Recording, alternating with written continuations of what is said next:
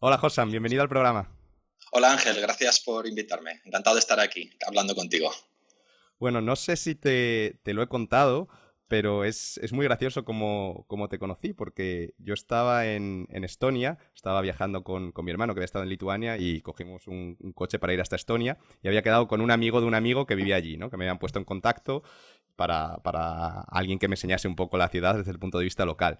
Y el chico este nos había llevado a una cervecería y estábamos hablando ya por la noche, pues le estaba contando un poco mi historia. Y cuando le conté un poco esto de que había dejado Microsoft y demás, me dijo, joder, pues hay un chico que yo sigo mucho, que tiene un blog que se llama Enorme Piedra Redonda, que trabajaba en Valencia en un banco y ahora es libre y viaja como tú, no sé qué. Y yo nunca había escuchado hablar de ti. Y fue como, ¿cómo? Tengo que conocer a ese tío. A ver, dame la dirección. Ya entré en el blog y no sé si recuerdas que te escribí desde Lituania por Facebook, en plan, Sí, que yo estaba en Josan, Corea. Sí, tú estabas yo en estaba en Corea, yo Corea estaba con, en con Lituania y te dije, Josan, mira, tenemos que conocernos porque como que veo muchas similitudes Sí, la verdad es entre mi que historia y la tuya. tenemos que conocernos. Los que estamos en una situación similar deberíamos de conocernos porque a fin de cuentas llevamos una vida muy parecida, unos problemas muy parecidos también, sí. Y bueno, desde entonces hemos estado un poco en contacto por Facebook planeando esta entrevista que ha costado, pero al final la hemos cuadrado. Y para empezar, una de las cosas que a mí más me llamó la atención de tu blog fue que no firmabas como Josan, ¿no? Tú te llamas Josan, pero tu nombre no aparecía por ahí y en vez de eso aparecía tu seudónimo, que es el verano más largo. Incluso tu email de contacto es el verano más largo @hotmail o Gmail o algo así. Y al menos a mí este seudónimo me gustó mucho, ¿no? Porque yo soy una persona de verano, de sol, y el verano es mi época favorita del año. Entonces es una época que me despierta muchas emociones, muchos buenos recuerdos, unos olores concretos, unas sensaciones concretas, los veranos en la playa con mis amigos, todo esto. Y esta frase de decir como un verano que nunca termina es como algo idílico, ¿no? Entonces, quería empezar esta conversación pidiéndote que nos explicases un poco ¿por qué elegiste esa frase y de dónde viene esto del verano más largo? Bueno, pues viene exactamente de las mismas sensaciones que tú comentas, ¿no? Del influjo mágico, ¿no? De los veranos de juventud, ¿no? De esos veranos que eran tan largos, que tenían mañanas, tardes, noches y, bueno, los cuales me lo pasaba de maravilla, primero en el pueblo, ¿no? En un pueblo rural de ahí de Teruel, y después, pues ya más jovencito, pues haciendo interraíles por Europa bueno, pues tal vez en esos veranos es cuando se forja un poquito, ¿no? La personalidad que luego vas a tener, ¿no?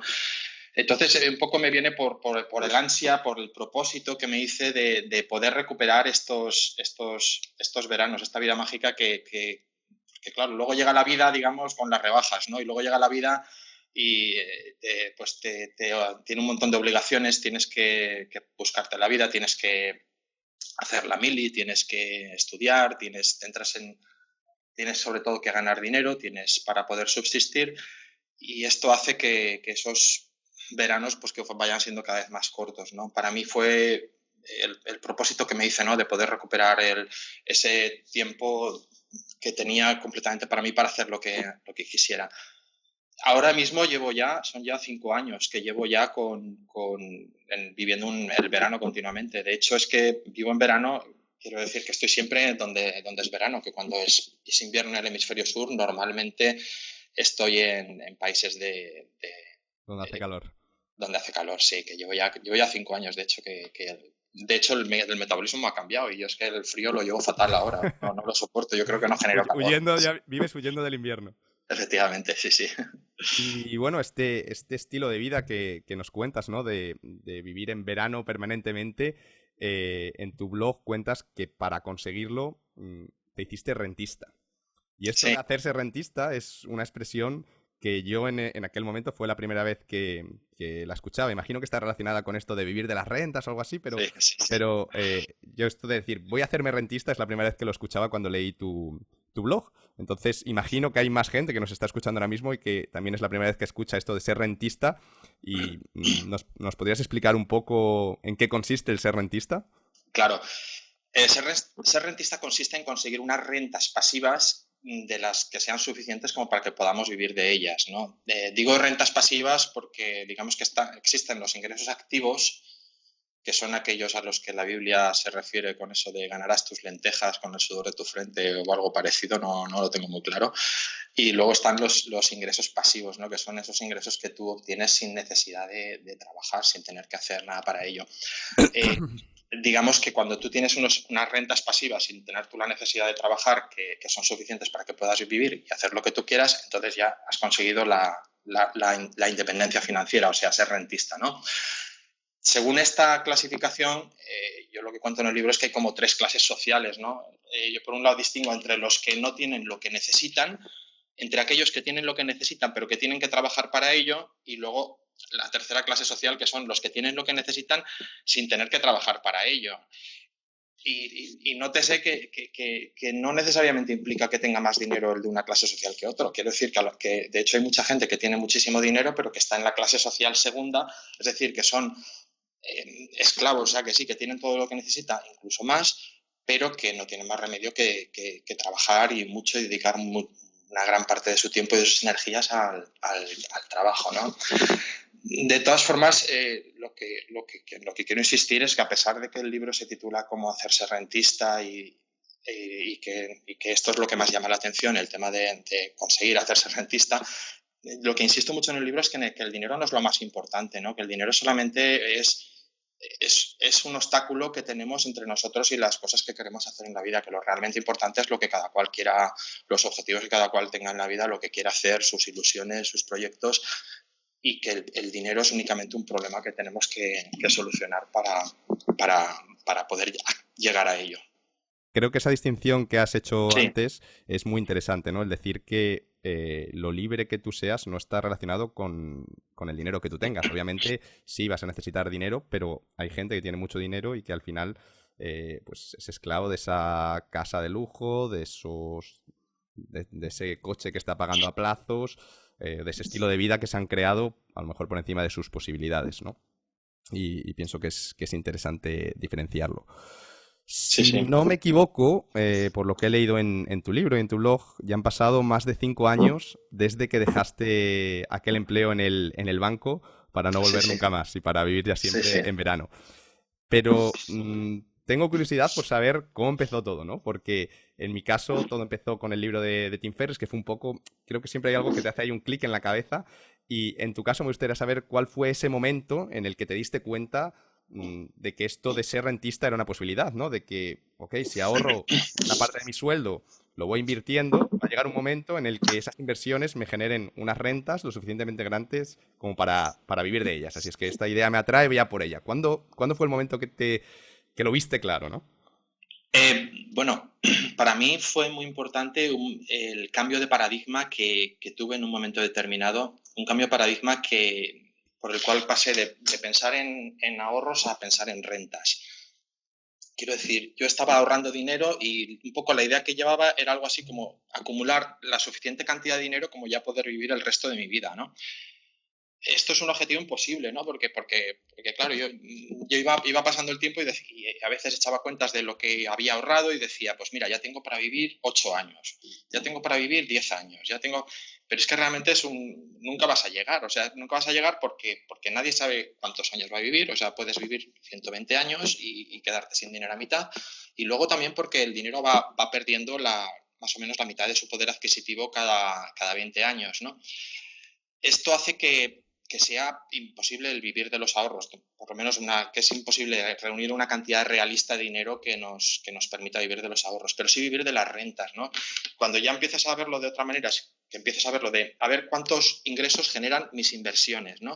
Vale, pues y ya empiezas a ver el porcentaje de tus necesidades que vas cubriendo con tus ingresos pasivos. Entonces, a partir de ese momento, a partir de ese cambio de paradigma, para mí fue un momento importante, fue cuando realmente vi factible y el tema de poder hacerme rentista.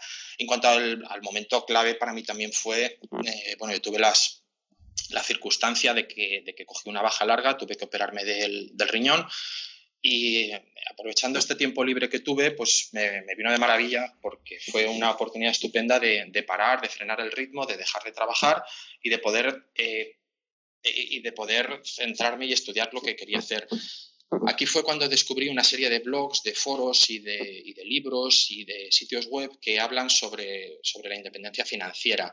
Es un movimiento muy grande que hay en Internet que hay un montón de gente, es muy coral, es decir, no hay nadie que lo lleve únicamente, sino que somos muchísimos blogueros y personas que escribimos sobre este tema, y se ha alcanzado pues más o menos un consenso con pequeñas diferencias sobre cuál es el camino para alcanzarla, el camino más corto, digamos, para alcanzar la independencia financiera, ¿no? Y yo cuando descubrí estos blogs y foros, aunque ya yo por mí mismo me estaba más o menos acercando a ese camino, pero para mí fue un descubrimiento espectacular. Ahí lo viste claro, ¿no? Sí. Ahí está el camino, ¿no? Este es el camino. Sí, me dio una seguridad tremenda, ¿no? en el método de inversión, y aparte que le conseguí aumentar mucho la rentabilidad, tanto la presente de ese momento como la futura, ¿no? Y a partir de ese momento ya fue cuando tomé la decisión de saltar, ¿no? Y dejar mi trabajo. Sí, sí. En aquel momento, cuando empezaste a ahorrar y a invertir y todo esto, ¿cuál era tu plan? Es decir, tú tenías tu sueldo que venía del banco, que llegaba a tu nómina, ¿no? Todos los meses. Y de esa nómina, ¿qué porcentaje era en plan para tu independencia financiera y qué porcentaje para tus gastos? ¿Cómo te organizabas? Yo no tuve un plan, no fue un plan que tuve desde un principio. O sea, yo únicamente ya más adelante ya sí que vi claro que vivir de las rentas, pero durante la mayor parte del camino yo sencillamente estaba ahorrando pues para pegarme viajes, ahorrando para si algún día dejaba mi trabajo y podía dedicarme a mis proyectos, y no es que tuviera el plan más que los últimos años ya realmente sí que empezó a tomar forma el tema, ¿no? Bueno, yo decir también que yo soy soltero, que no tengo hijos y que siempre he sido soltero y que bueno, que me he gastado mucho dinero en viajes, pero he tenido cierta facilidad para ahorrar, ¿no? Digamos que yo más o menos el 50% de mi sueldo lo he podido ahorrar sin problemas, de mi sueldo de subdirector de caja de ahorros, vamos, un sueldo normal de subdirector de caja de ahorros. Sí, que con eso, que incluso a lo mejor ahorrabas sin esfuerzo, sin privarte de nada, ¿no? De decir, si no tienes unos gastos muy altos, porque no sé, pues al final con la mitad del sueldo te da para salir con tus amigos, para pagarte tu alquiler, para comer, para hacer algún viaje, como tú bien dices, y sobre todo si no tienes gastos de hijos y demás, que casi ahorras sin esfuerzo, ¿no? Sí, perfectamente. La verdad es que no tenía problemas en ahorrar la mitad de mi salario. De todas formas, quiero comentar una cosa, y es que lo realmente importante para alcanzar la independencia financiera no es cuánto dinero ahorras. Lo realmente importante es cuándo empiezas con el plan. Porque como la estrategia que seguimos para alcanzar la independencia financiera se basa en las progresiones geométricas, y lo más importante en una progresión geométrica no es tanto el empezar multiplicando por mucho, sino el dejar pasar el tiempo. O sea, el tiempo hace que aumente de una manera con una aceleración tremenda, ¿no?, las rentas que vas obteniendo, con lo cual la gente se centra mucho en que puede ahorrar mucho, que puede ahorrar poco. No, lo realmente importante es empezar pronto. Eso es así, se ven las simulaciones de la Excel. Luego te preguntaremos, luego hablaremos más en profundidad sobre el método, pero sí, es interesante que menciones esto, ¿no? Porque a lo mejor hay gente que dice, joder, es que para conseguir la independencia financiera necesito tener un sueldazo, trabajar de directivo, no sé dónde, ganar 10.000 euros al mes, porque si no, no me va a dar el dinero, ¿no? Y tú nos dices que no es así. Quería un poco continuar con el tema del ahorro, ¿no? Porque sí, tú ahorrabas el 50% del sueldo, pero yo miro a mi alrededor y este no es el comportamiento normal. Yo lo que veo es que la mayoría de la gente un poco tiene la tendencia a gastar prácticamente todo lo que gana. Y si le aumentan el sueldo, se compran un coche más grande, se mudan a una casa mejor y demás, ¿no? Yo lo veía incluso en Microsoft, que sí que teníamos un sueldo bastante más alto, pero había gente que se lo gastaba entero, da igual cuánto fuese, se lo gastaba entero, ¿no? Y quería preguntarte, en tu cabeza, ¿por qué tú te comportas de esa manera, de ahorrar el 50%, y por qué crees que hay gente que no? Es decir, ¿qué cableado hay diferente en tu cabeza que no tienen estas personas? ¿O qué error crees que cometen ellos? Sí, a mí me gusta una frase que dice Manuel, ¿no?, el que es nuestro presidente ostenta el cargo de presidente del grupo de WhatsApp, ¿no?, de Objetivo 2035, de un grupo de inversores que nosotros tenemos en Valencia, ¿no? Y él dice, hay mucha gente que vive a 2 nóminas de la indigencia, ¿no? Y es verdad, o sea, esto pasa y mucho, especialmente en Estados Unidos, en otras sociedades donde a lo mejor la familia no tiene tanta fuerza como en España. Pasa que hay gente que pasa de estar en cargos muy, muy importantes, como por ejemplo presentador de la CNN, a en 2 meses de repente perder los ingresos, impagar todas las tarjetas, impagar todos los préstamos, que los bancos le ejecuten, que le quiten la casa, que tal, y de repente en 2 meses pasa de estar presentando la CNN a estar de sin techo, ¿no?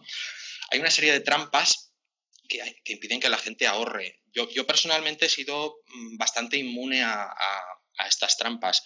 Una de ellas es que los gastos tienen la tendencia a expandirse hasta ocupar todos los ingresos, ¿no? Esto es como si tiras un vaso de agua, pues tenderá a ocupar todo el suelo, ¿no? Y si te compras una casa con muchos armarios, da igual cuántos armarios pongas, que acabarás llenándolos de trastos. Y si te compras un disco duro, da igual cuántas gigas tenga, que lo vas a acabar llenando de películas hasta que no puedas más. Este efecto se llama un poco la carrera de la rata, ¿no? El efecto por el cual los gastos se expanden hasta ocupar todos los ingresos, y es un efecto en el cual cae la mayor parte de la gente, ¿no? Luego también hay otros, yo aquí sí que te digo que no sé por qué, pero hay gente que no cae, yo no caí en este, Yo, nunca he yo- caído yo en este. tampoco, yo siempre he sido inmune y decía, no necesito, mi coche funciona bien, como no necesito comprarme uno mejor o más lujoso, o estoy contento en esta casa, ¿por qué me voy a ir a una más grande donde no voy a ocupar las habitaciones, ¿no?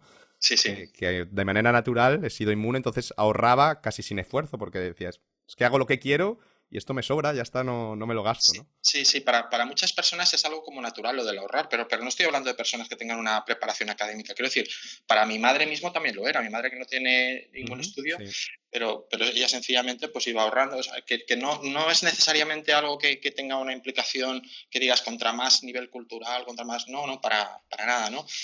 Hay otra serie de trampas en las que yo nunca caí. El tema, por ejemplo, de las necesidades, de la necesidad de aparentar, ¿no? Lo de los lujos, ¿no? De lo Ujú, del tener sí, cosas, más esa que nada. quizás sea la más potente, la Sí, trampa más fuerte, ¿no? todo esto viene en fin, de que vivimos, no lo cuento en el libro, ¿no? Mi opinión, ¿no? Que vivimos una meritocracia, que antes en la Edad Media, digamos que la gente nacía pobre, nacía campesina y de por vida era campesina, ¿no? O por ejemplo, el que nacía conde, pues moría conde, ¿no? Ahora vivimos una meritocracia y cualquier persona se supone que puede alcanzar cualquier estatus en la sociedad dependiendo de lo que valga, ¿no? Entonces, digamos que se hace un silogismo, el cual dice, tanto dinero ganas y tanto éxito tienes en la vida, tan inteligente y valioso eres, ¿no? Es un razonamiento que no es correcto completamente, es solo parcialmente correcto, porque obvia un montón de circunstancias que tienen una influencia absoluta, ¿no? Como por ejemplo es el tema de la suerte, el tema del entorno, de las amistades que eliges, con las que te juntas. Pero en cualquier caso, el tema de la necesidad de aparentar es algo que toca el ego de las personas y que hace que muchas personas se vean en la necesidad de gastar mucho más dinero del que tendrían que gastar en cosas en las que no lo gastarían. Y, en fin, esto hace que sean esclavos del dinero, porque al final llega un momento que el gastar en aparentar hace que pierdas todo el dinero que podrías haber ahorrado para ser, ¿no? O sea, has gastado en aparentar lo que podrías haber gastado para ser, ¿no? Y bueno, digamos que hay una serie de trampas del dinero que hacen que las personas no puedan ahorrar. Yo sí que te puedo decir que sí, que he sido un tanto inmune a la mayoría de estas circunstancias. De todas formas, yo creo que en mi caso personal, yo tuve un motor que me apretó muchísimo, que me hizo buscar desesperadamente una salida a la solución que tenía, porque yo realmente no me gustaba nada mi trabajo. Ujú. Yo estuve atrapado en mi trabajo de banca, y era un buen trabajo. Era un sueldo más o menos bueno, ninguna locura, pero más o menos bueno.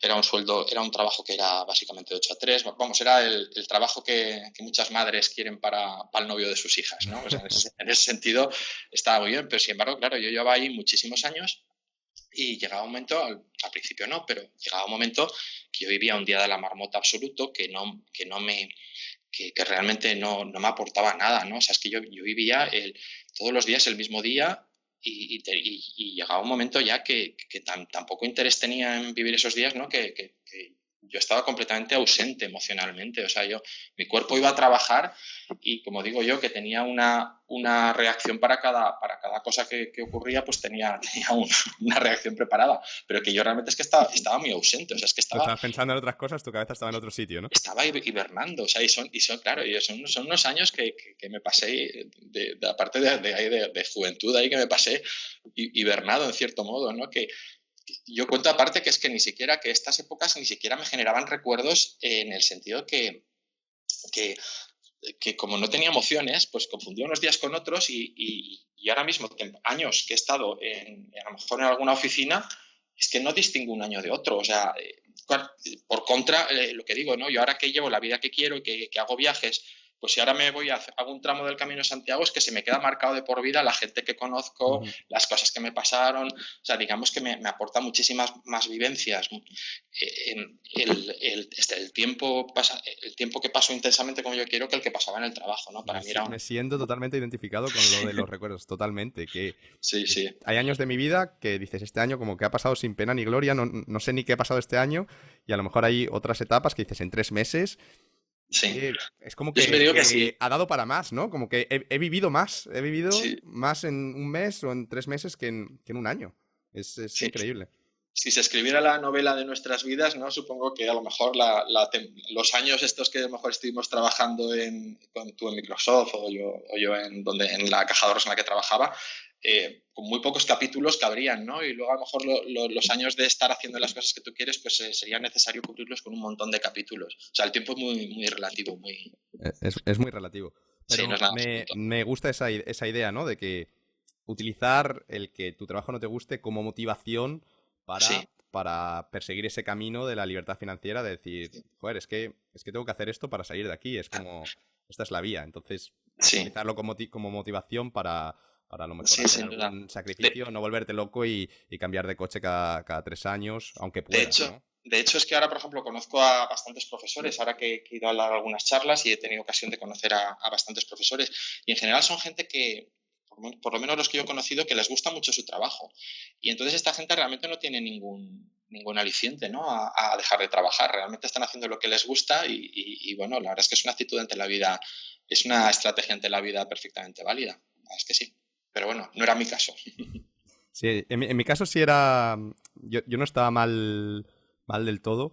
Estaba cómodo, no es un trabajo que me disgustase del todo. Simplemente sentía que me estaba perdiendo cosas y que el momento de la juventud, de hacer esto, de viajar, tal, era ahí, ¿no? Y que Sí, no había necesidad de posponerlo. Y quiero sí, un sí. poco llevar la conversación por ahí, ¿no? Al momento en el que tú te jubilaste, ¿no? Tu último día en la oficina joder, yo es un día que tengo muy grabado, me imagino que tú también. Y en el blog cuentas que eso fue cuando tienes 43 años, que te jubilaste.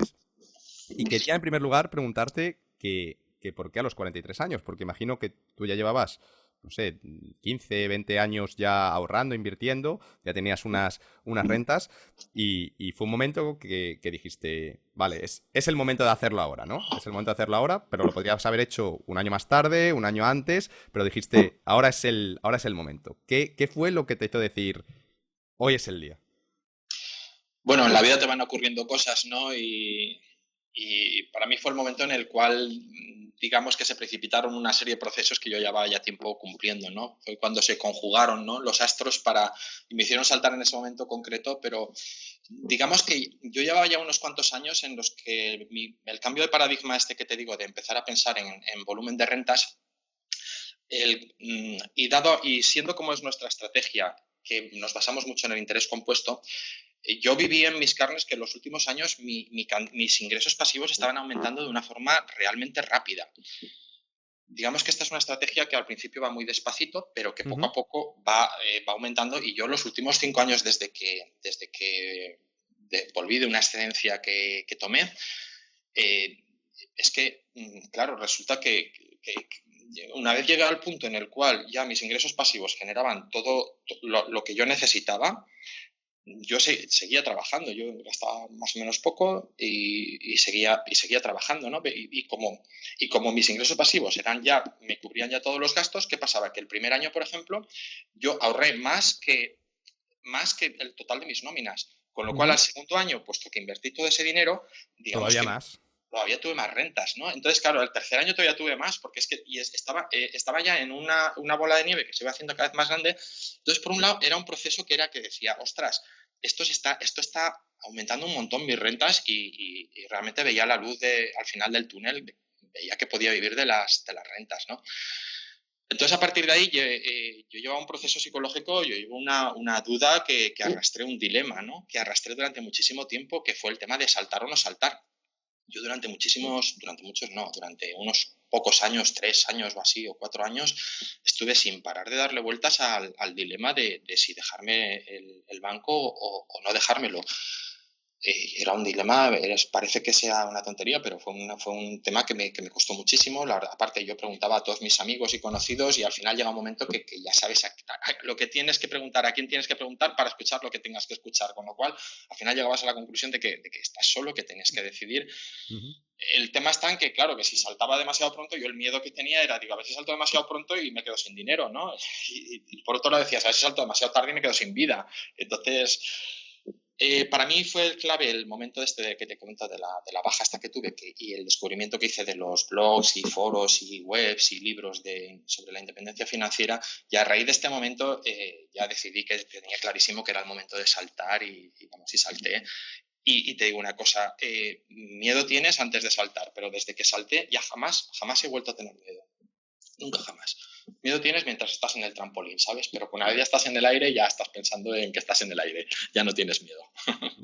Es que tu historia y la mía, aunque tienen sus diferencias, pero son muy, muy parecidas, porque yo también lo mismo, ¿no? Es decir, ya doy el salto, no doy el salto. Hablaba también con gente, mis padres me decían, no, quédate unos años más para tener más ahorros, para tener más seguridad. Y incluso el jefe me ofrecía, mira, tómate un mes, te vas un mes, viajas, luego si quieres puedes volver. Y al final fue como, no, me marco una fecha y esta es la fecha. Ya cuando mi negocio me estaba dando, yo tenía mis rentas, en mi caso no venían de los intereses, sino venían de un negocio online que había creado, me estaba dando más de 1.000 euros, dije, vale, si esto lo he hecho a tiempo parcial, si me dedico a esto a tiempo completo, muy mal me tiene que ir para que no sea capaz de mantener ese nivel de vida mínimo, ¿no? Sí, sí. ¿Y te acuerdas de ese día, del día en el que entraste a la oficina por última vez? Hoy es mi último día que voy a trabajar en el resto de mi vida. Es un poco como cuando terminas la universidad, haces el último examen y dices, como que esta etapa de mi vida ha terminado. Porque joder, yo en Microsoft, que se lo tuve que decir al jefe y tal, estaba como un flan cuando se lo conté, cuando todo esto. En tu caso, cuando tú le dijiste allí al jefe, oye, que me jubilo, ¿no? Que en mi caso es que me voy a viajar, pero en tu caso es, oye, que me jubilo, que ya está, ya he trabajado suficiente y ya no voy a volver. ¿Cómo se lo tomaron? ¿Qué dijeron? ¿Cómo fue? Bueno, para mí personalmente fue el mayor chute de mi vida. O sea, para mí fue, no sé, el momento más feliz de mi vida, ¿no? Cuando salí de ahí y dije, ostras, Dios mío, o sea, es que ya no me puedo creer, o sea, es que soy dueño de todo mi tiempo, puedo hacer lo que quiera, puedo permitirme hacer lo que me dé la gana en la vida, ¿no? Para mí fue una cosa brutal, ¿no? El mayor chute que conozco. Debo decirte también que por lo que cuentas en el banco, en mi caso no tuvo ninguna emocionalidad, fue una cosa muy fría, pues como son los bancos. Aparte yo ya hacía tiempo que estaba rolando de oficina en oficina, tampoco estaba ya vinculado con ninguna en concreto. Y bueno, yo fui al Departamento de Recursos Humanos y eso es una cosa bastante más impersonal, ¿no? De lo que me imagino que sería en tu caso, ¿no? Sí que te puedo decir que estamos hablando del 2012, ¿no? Y que justo era una época en la que vamos, los periódicos tenían cada día en portada el apocalipsis, las 7 plagas, Me acuerdo. el fin del euro, el que se volveríamos al trueque, la gente comprando de los supermercados y latas y dejándolas en la despensa, en fin. Era una época que había como mucho miedo, ¿no? Y me acuerdo que cuando fui ahí, la chica de Recursos Humanos me decía, pero ¿tú estás seguro de lo que estás haciendo? ¿Tú sabes lo que estás haciendo? No sé qué. Yo decía, joder, digo, es que de verdad que me lo vais a poner complicado. Que sí, que sí. Y luego, pues, la verdad es que por parte de mi entorno sí que te puedo decir que con el tiempo me di cuenta de que aunque yo me creía que me habían entendido mucha gente, casi nadie me había entendido. De hecho, la gente me decía, ay, sí, sí, qué bien, pero luego No volverás, ¿no? me Luego volvían volverás los a trabajar. comentarios y decían, este ha hecho una locura, que ha hecho Josan, Dios mío, o sea, qué locura, que se ha dejado el trabajo que tenía, que no sé qué. De su director, es que, joder, es un trabajo que la gente, a ojos de la gente, eso es... Sí, sí, pero ya te digo que el tema de irme a nivel personal fue un chutazo, pero a nivel de banco y tal fue una cosa que tampoco tuvo emocionalidad ninguna. Mayor relevancia. No, para nada. Bueno, a los 43 te jubilaste, digamos que alcanzaste la independencia financiera y ya podías beber de tus rentas, como nos has explicado. Pero además, después de eso, después de alcanzar esa libertad financiera, cuentas en tu libro que vendiste tu coche y tu casa, ¿no? Que durante los años anteriores habías seguido como el camino de comprar el coche y la casa como todo, como se debe hacer, ¿no?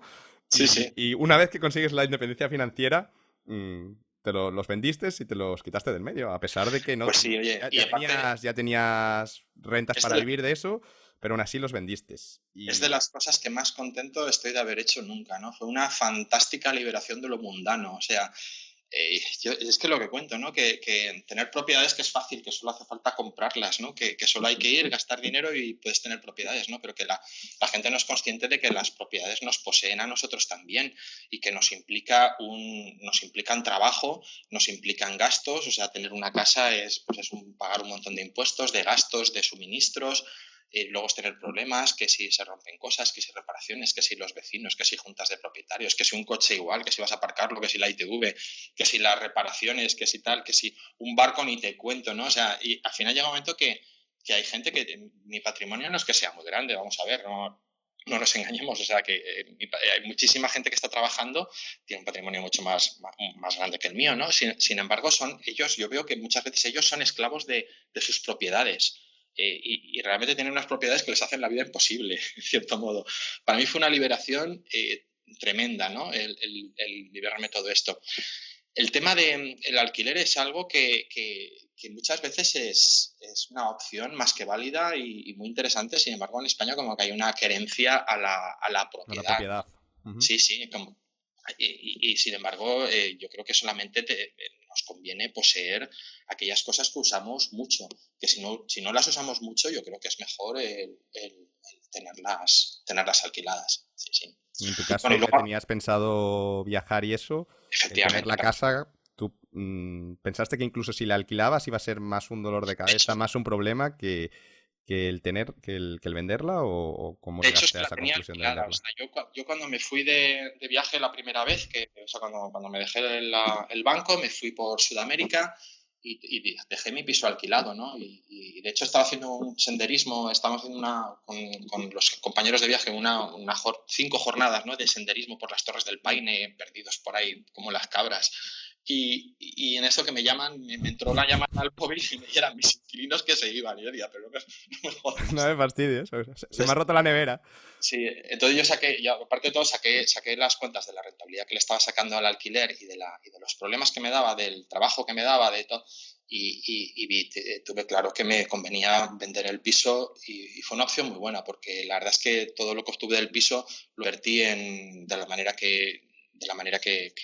que invierto yo, ¿no? En una serie de acciones de un tipo concreto, y la verdad es que le saco una rentabilidad que viene a ser prácticamente del doble, encima sin problemas. Ya puedo estar subido a una montaña que los dividendos el día que paga caen en la cuenta, no tengo ni que mirarlos, vamos, muchísimo mejor. Para mí fue de lo mejor que he hecho en mi vida, deshacerme de mis propiedades. Sí, ahí los coches, las casas tienen muchos gastos ocultos. Yo cuando me compré mi coche lo vi, que de pronto te llega un email del taller, oye, que ya toca el cambio de ruedas y me cobran 600 euros por el cambio de ruedas. Y luego el seguro, luego la gasolina, de pronto nieva y alguien te pega un golpe y te abolla a un lado del coche y tienes que repararlo y vale no sé cuántos, que son cosas que a lo mejor dices, es que compro el coche porque así a la larga me ahorro dinero, no tengo que ir en autobús, no tengo que ir en taxi, y al final acabas gastando más porque no te fijes en esos gastos. Y con las casas pasa lo mismo, que hay un montón de impuestos, hay un montón de reparaciones, que al final cambias el suelo, no sé qué, que valen una pasta y que la gente no las tiene en cuenta, ¿no? Que dice, compro una Sí, casa, sí. me gasto 100.000 y luego ya tengo un alquiler, que esos son ya 500 euros que entran solos. Pero sí, si la casa se queda vacía 3 meses, esos meses no solo no estás ganando dinero, sino que estás pagando dinero de la comunidad que lo pagas tú y los impuestos Sí, que los sigues pagando tú, ¿no? Entonces, hay que y tener los en cuenta suministros todas esas también. cosas. Sí, luego buscar el trabajo que te da, o sea, sí, no, la verdad es que el poseer cosas tiene un montón de contraindicaciones. Sí, incluso algo sencillo. Imagínate que te compras, yo que sé, unos esquís, ¿no? Y los tienes ahí guardados en tu casa. Pues no te Y ocupan. bueno, aparte de eso de que te ocupan y que tienes que tener una casa más grande para que quepan los esquís, a lo mejor ya no te apetece esquiar, pero dices, joder, es que me compré los esquís, así es que tengo que utilizarlos. Entonces es como el propio esquí el que te dice, lo que tienes que hacer estas Sí, sí. navidades. A ti a lo mejor no te apetece, pero claro, dices, joder, si es que me gasté 500 euros en estos esquís, que son la leche, Nos y no poseen los voy a las dejar cosas. ahí Sí, sí. parados. Y el esquí te lleva a esquiar, ¿no? Pero Nos bueno, ya poseen las cosas, es verdad, sí, sí. sobre esto podríamos estar hablando Vaya que sí. durante horas y horas. Bueno, ya llevas 5 años jubilado. ¿Qué has hecho en todo este tiempo? ¿Cómo es tu vida hoy en día? Que no te tienes que levantar con una alarma, no te tienes que levantar para ir a ningún banco. ¿Cómo es tu día a día ahora mismo? Bueno, jubilado, yo digo más bien rentista, ¿no? Porque jubilado da la sensación de que estás dedicándote ya a Viendo jugar la al tenis y tele, sí, tal, ¿no? Yo exacto. la verdad es que estoy haciendo muchos proyectos y muchas cosas y tal, ¿no? Entonces, en ese sentido, no me considero un jubilado todavía. Y bueno, mi vida, sí, no te despiertas con la alarma. Al principio del primer mes te despiertas sin querer, miras el reloj y dices, ostras, las 7:45, ahora estaría dando un salto y corriendo, yéndome a trabajar. Y luego pasan los meses y lo cierto es que lo asumes con naturalidad. O sea, ya no te despiertas, ya no piensas en ahora estaría haciendo tal cosa, ahora estaría cuadrando no sé qué, ahora estaría... No, ya ni lo piensas ni te acuerdas, como si hubieras nacido así, como si toda la vida... O sea, con el tiempo lo asumes y pasas a considerarlo como si siempre como si tu vida hubiera sido siempre así, ¿no? Y por lo que dices, pues bueno, mi vida yo es que no tengo un día normal, pero no tengo un día normal porque digamos que si, ¿cómo decirte? Si mi vida fuera una serie sería como Black Mirror, ¿no? Que es una serie en la cual son capítulos que cada capítulo no tiene nada que ver con el anterior. Yo a lo mejor estoy de repente 15 días que estoy eh, en Valencia, ¿no? Por ejemplo, luego a lo mejor me voy al Camino de Santiago y a lo mejor son 15 días que cambio mi rutina por completo y estoy haciendo Camino de Santiago, o a lo mejor hago cruceros, que me gusta mucho hacer cruceros, o por ejemplo me hago un viaje y entonces de repente paso a otro capítulo, ¿no? Que es el estar de mochilero por ahí, o me voy con una furgoneta me he acondicionado furgoneta para hacer la cama y a veces viajo Ujú. con la furgoneta.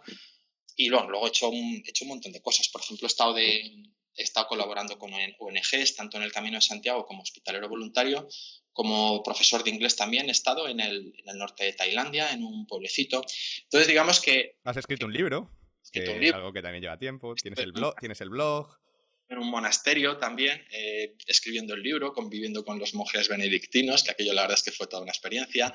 Entonces, digamos que mi vida es que no tengo un día normal, porque es que lo que tengo es como muchos capítulos y tengo días normales dentro de cada capítulo, pero no tengo un día normal. Bueno, en tu caso es eso, ¿no? Eres un poco como yo, que digamos que nos falta tiempo para hacer todo lo que queremos y que ahora, incluso que tienes las 24 horas, te sigue faltando tiempo para Me falta hacer, tiempo, para sí. hacer muchas cosas. Pero yo lo que he visto y leyendo por ahí, y sobre todo escuchando historias, ¿no? Que no todo el mundo funciona así, ¿no? Que de hecho hay gente que, que cuando se jubila se deprime. Yo he leído por ahí historias de gente mayor que se jubila y como de pronto queda un vacío en su vida, que al principio parece muy bien, ya no tengo que trabajar nunca más, pero de pronto queda un vacío en su vida que ya no saben cómo llenarlo, ¿no? Entonces, yo que escribo en el blog sobre el tema de libertad financiera, yo siempre intento decir esto, ¿no? Decir, bueno, libertad financiera, pero ¿para qué? Porque el tener mucho tiempo libre puede ser también un problema. Y al final, como hay una frase que dice mucho mi padre, que tengas el tiempo que tengas o estés en la situación en la que estés, siempre te sentarás sobre el mismo culo, ¿no? Entonces, al final, si tienes tiempo, las 24 horas del día libres, tendrás que llenarla con algo, ¿no? Y algo que te haga feliz, que te llene. En tu caso, pues eso, tú has viajado, has escrito libros y demás, pero Pero, ¿qué opinas de todo esto? ¿Hasta qué punto la libertad financiera tiene ese lado oscuro del que no se habla mucho, que a lo mejor mucha gente no se para a considerar, que a lo mejor quiero libertad financiera, quiero tiempo, pero una vez que lo consiguen se dan cuenta de, joder, llevo 25 años, 20 años ahorrando para esto y ahora estoy aburrido como una ostra, ¿no? ¿Cuáles son los desafíos que se encuentra uno después de conseguir la libertad financiera y qué tenemos que tener en cuenta para superarlos? Bueno, pues me gusta mucho la frase esta, ¿no? De que al final siempre te sentarás sobre tu propio culo, ¿no? Porque vayas donde vayas, al final siempre serás tú mismo y con tus historias quien se mueva por todos los sitios, ¿no? Y sí, la independencia financiera tiene sus inconvenientes también y la gente no es consciente de ello, pero sí que es muy cierto, ¿no? Hace poco descubrí por internet a un norteamericano que tiene una vida muy parecida a la mía, que lleva 5 años ya que consiguió la independencia financiera, que dejó su trabajo, que está viajando. Y el tío hablaba de su vida y hablaba, bueno, de su vida fantástica porque estaba haciendo muchas cosas, que estaba haciendo lo que siempre había querido hacer y tal, pero se centró en hablar de los inconvenientes. Y, por ejemplo, el tío decía que no le había dicho a nadie, que prácticamente nadie de su entorno sabía que el tío tenía la independencia financiera, ¿no? Porque decía textualmente, dice, nada bueno va a venirme de que la gente piense que soy rico o que piense que tengo dinero, ¿no? Uh-huh. Uno de los problemas que tienes es que por un lado te sales del sistema, tienes mucha incomprensión, ¿no? La gente no te entiende, y sobre todo tienes envidias, ¿no? Tienes envidias en cuanto que el éxito es una invocación a las envidias, en este caso, de casi que cualquier cosa buena es una invocación a cosas malas, y hay veces que las malas invocan a las buenas, ¿no? Y aparte, lo fastidiado de las envidias es que la gente no envidia a Bill Gates ni envidia a Mancio Ortega.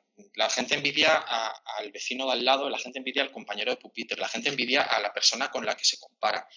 Claro, yo no me comparo con Bill Gates, entonces aunque tenga mucho más... Te da igual, sí. Yo no estoy compitiendo con él, ¿no? Sin embargo, la gente sí que tu compañero de pupitre sí que compite contigo. En este sentido sí que te puedo decir que tenía una experiencia desagradable, que he perdido alguna amistad por el camino, ¿no? Ha sido un poco triste, ¿no? Por el tema de las envidias. Y luego, en cuanto a lo que comentabas, y muy bien comentado, del tema del exceso del tiempo, es una bomba de relojería. Comento en el libro que, al igual que cuando recibes mucho dinero de golpe, nos puede hacer unos desgraciados, y de hecho con mucha frecuencia es lo que ocurre cuando este dinero le cae a personas que no están preparadas, que no tienen unos mínimos de cultura, o por lo menos de sentido común financiero, cuando únicamente viven de una serie de tópicos de lo que ven en la tele, como tipo, por ejemplo, los futbolistas, estos que se vuelven locos y tal. El dinero es una putada, el que te caiga mucho dinero, en cuanto que les desgracia las vidas. O sea, el tiempo demuestra, pasado el tiempo, demuestra que fue de lo peor que les ha pasado en la vida, ¿no? Y el tiempo pasa lo mismo. El tiempo es el mayor recurso del que disponemos, el mejor recurso del que disponemos, pero a la vez, cuando nos viene de golpe, tiene muchos peligros y nos podemos ahogar en el propio tiempo. Podemos caer en una desidia, ¿no? Podemos caer en un desinterés, es lo que te digo. Yo no tengo ningún motivo para levantarme ninguna obligación de levantarme por la mañana. Es decir, si no te estás tú continuamente haciendo un poquito de trucos de magia, si no te estás tú continuamente buscando ilusiones, buscándote proyectos, buscándote actividades o lo que sea, ilusiones, si no te vas buscando tú cosas que hacer, realmente puedes caer en desidia, caer en un desinterés máximo, y que no tenga sentido para ti. Te deprimas incluso, que te deprimas. una depresión. Sí, caer en un círculo autodestructivo, que caigas en una depresión y tal, y de hecho es algo que ocurre mucho a gente que se jubila. Entonces, ya te digo, es necesario tener siempre la capacidad de buscarse inquietudes, ¿no? El tener curiosidad por cosas, ¿no? Por temas, porque digas, pues mira, me gusta la historia, voy a leer sobre historia, voy a leer sobre psicología, voy a leer sobre bricolaje, lo que sea, ¿no? Pero el estar siempre con ilusiones, y realmente si eres capaz de superar esta prueba, el tiempo es el mayor lujo que existe. O sea, el recurso es lo mejor que existe en la vida, es tener tiempo. Sí. Siempre y cuando tengas un poquito de dinero para gastar, sí. Estoy de acuerdo. Sí, Bueno, sí. hasta ahora hemos hablado un poco de tu historia, un poco de los conceptos como rentista, de cómo fue el dejar el trabajo, de todo esto. Y ahora quiero que profundicemos un poco más en el método, ¿no? En el cómo. Porque en Vivir al Máximo no me gusta quedarme en el qué, sino al final quiero hablar de lo interesante, que es lo que se estará preguntando todo el mundo, ¿no? Que ya lo has mencionado varias veces, la manera en la que yo invierto, la estrategia que yo sigo. Entonces quiero que hablemos un poco más de eso, de cómo hacerse rentista, de qué estrategia seguir para conseguir la libertad financiera a quien le interese que no tenga problemas con esto del tiempo, ¿no? Que le falte el tiempo Exacto. como a nosotros, ¿no? Y yo imagino que en estos 18 años o 20 años que has estado ahorrando e invirtiendo, que has aprendido mucho, ¿no? Que estoy seguro que el método que como empezaste, que decías que al principio simplemente ahorrabas y ya está, y cómo haces ahora, que ya tienes inversiones, inviertes en distintos instrumentos financieros y demás, pues que han pasado muchas cosas y esa estrategia ha evolucionado mucho y la has ido perfeccionando, ¿no? Sí, sí, sí, Entonces, desde luego. la pregunta que te quiero hacer es que si tú tuvieses que empezar de cero mañana, si volvieses al Hosan que acaba de entrar en el banco, ¿vale? Con ese mismo trabajo, pero con el entorno económico actual, ¿qué estrategias seguirías para alcanzar la libertad financiera, pues, de la manera más rápida y eficiente posible? Mira, yo lo que pienso es que lo que es fundamental en un principio es dedicar un tiempo y energía a estudiar el método, a estudiar las posibilidades de inversión que existen, a Ujú. estudiar libros, a estudiar estos blogs y foros. Y yo la verdad es que envidio profundamente a los que son ahora jovencitos y tienen las posibilidades impresionantes que da la Internet, el tener a Google, ¿no? Que es el oráculo de nuestros tiempos, que le puedes preguntar cualquier cosa y que tiene respuesta para todo. Madre mía, que no hubiera dado yo cuando tenía 15 años, ¿no? Por tener algo parecido a Google. Entonces, básicamente, lo que es fundamental es el dedicar un tiempo a estudiar esto, ¿no? A estudiar todo el sistema, todo el método, todos los blogs, los foros, los libros. Fuera de esto, la estrategia a seguir es la que decimos todos nosotros. Es decir, consiste en trabajar, ahorrar parte del dinero, ser capaz de ahorrar parte del dinero. Y ese dinero que ahorras, en lugar de dejarlo ahí muerto o mal invertido, o invertido como te dice tu amigo el del banco, que te lo acaba metiendo en cosas que no son lo que a ti más te interesa, o en lugar de dejarlo ahí porque dices, va, es que yo de esto no entiendo, ¿no? Como que tengas la autoindulgencia, ¿no? De decir, va, tal, es que yo de esto no entiendo, ¿no? En lugar de eso, pues que aprendas a invertirlo en cosas que te den una rentabilidad. De tal manera que la rentabilidad que te va dando esas inversiones que tú has hecho, más lo que tú sigues ahorrando, sigues invirtiendo, ¿no? Entonces, sigues invirtiendo, con lo cual al año siguiente tendrás más todavía. Y como al año siguiente tendrás más rentabilidad porque has comprado más inversiones y tú sigues trabajando, tendrás más. Entonces vas haciendo es como si, digamos, como si compraras vacas con la leche que te van dando, más lo que tú sigues ahorrando por tu trabajo, vendes la leche y lo que haces es comprar más vacas y así cada vez llega un momento que tienes más leche, pero tú sigues trabajando y entre lo que sacas de la leche y lo que sacas de tu trabajo compras más vacas y al final llega un momento que tienes tantas vacas que dices, joder, es que solamente de la leche que me dan soy capaz de vivir, ¿no? Básicamente este es el truco la estrategia que proponemos para alcanzar la independencia financiera. Realmente lo que estás haciendo es convertir tus ahorros en una fuente de ingresos. Y esos ingresos que te generan tus ahorros los reinviertes para que los ingresos que te generan tus ahorros pues sean todavía más grandes hasta que llegue el punto en el que esos ingresos que vienen de esas rentas superen tu sueldo, que es el momento en el que puedes decir, pues ya puedo vivir de esto. Efectivamente, exactamente así.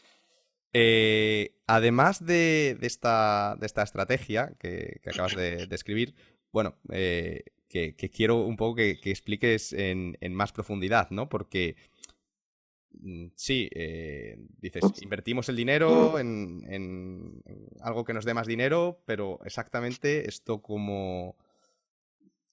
¿Dónde invierto, no? Si alguien que nos esté escuchando, que a lo mejor nunca ha invertido nada en bolsa, oye, Josan, pero ¿qué hago? Tengo mis ahorros, aquí tengo 1.000 euros que ahorro cada mes. ¿Exactamente en qué invierto estos? ¿Dónde voy? ¿Voy al BBVA y les digo, quiero invertir esto en algo que me dé dividendos? No sé, Sí. ¿cómo lo hacemos? En el libro examino, voy pasando un poco por las diferentes posibilidades de inversión que hay. Y en realidad no es que haya un único camino. Aquí cada persona es diferente, ¿no? Y tenemos diferentes necesidades, diferentes posibilidades. Hay quien por sus circunstancias tiene más aversión al riesgo, hay quien es capaz de permitirse más, depende un poco de la edad, depende de si tienes una familia, depende de muchas cosas, ¿no? Y hay muchas inversiones distintas y no hay una que sean necesariamente la mejor, aunque sí que hay una que mayoritariamente es la que casi todos acabamos eligiendo. En el libro voy haciendo un repaso un poco a las diferentes posibilidades de inversión que existen. Por ejemplo, hablamos del plazo fijo, ¿no? De cómo acabas perdiendo dinero, puesto que realmente, a pesar de que, aparte de que te dan poquísimo, en estos momentos prácticamente no te dan nada, ¿Plazos fijos pagas. son bonos del tesoro o Uf, simplemente...? ni siquiera sabes lo que son plazos fijos. O sea, Es que hace ya tiempo que no, la juventud. Antes era el producto estrella era antes el plazo fijo. El plazo fijo era que tú ponías un dinero, entonces te lo pagaban, por ejemplo, al 3%, pero no lo puedes sacar, ¿no? el banco, y no lo puedes sacar durante un año y al año te daban el 3%, ¿no? Si habías metido Ajá. 1.000 euros, pues tenía 1.030 euros. Pues eso era el plazo fijo. Ese ha sido uno de los pilares de la inversión, ¿no? De los lugares típicos de inversión de los españoles junto con la vivienda, ¿no? Y bueno, pues por ejemplo, pues eso vemos que no vamos a ningún lado porque es que realmente entre los impuestos que pagamos, lo poquito que te dan y que la inflación ni siquiera está llegando normalmente a superar la inflación, lo que los precios aumentan, con lo cual dices, ostras, estoy yendo para atrás, estoy perdiendo poder adquisitivo, ¿no? Hablamos también del tema de los inmuebles, que es un tema muy complejo, muy largo, que no voy a entrar, pero que, bueno, que tiene una serie de inconvenientes. Básicamente el tema de que para invertir hace falta muchísimo dinero para poder invertir en inmuebles. Tú no puedes invertir 1.000 euros en inmuebles, pero sobre todo tiene un problema muy grande, que es el tema de la inmensa cantidad de impuestos que pagas, tanto a la compra como a la venta, como cuando mantienes, que hace que sean... En fin, el tema, por ejemplo, de invertir en inmuebles es un tema que no... Es complicado sacarle una rentabilidad buena. De hecho, es bastante fácil perder dinero, ¿no? Y bueno, estuvimos viendo en el libro hablo de las diferentes maneras de invertir, ¿no? Como por ejemplo también podría ser el invertir en bolsa, digamos, para especular, ¿no? Para poder sacar dinero. Pero básicamente, en fin, entre las muchas maneras posibles de inversión, el método, el tipo de inversión que preferimos Para este método. para este método que preferimos los blogueros y todos los libros que se escriben al respecto, es el invertir en empresas grandes que tengan en sectores que estén muy consolidados, que den un dividendo aceptable y que aparte, que sobre todo que el dividendo que den, que sea creciente, que tenga la capacidad de crecer año tras año y a ser posible que lo demuestre mediante un historial.